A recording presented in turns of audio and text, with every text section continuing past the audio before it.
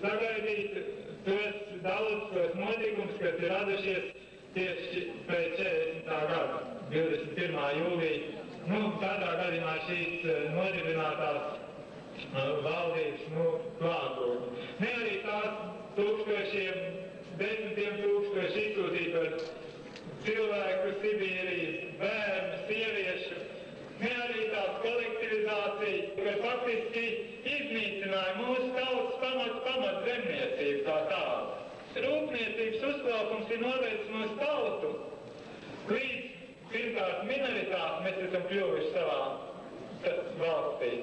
Otrkārt ekoloģiskā katastrofa. Viss šīs te radītās tāds fašismu rezultāts. Tā nav visa tautas vara.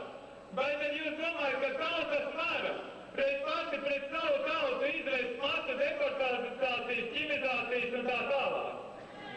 Es atļaušos nolasīt Vides aizsardzības klubu pieņemto rezolūciju.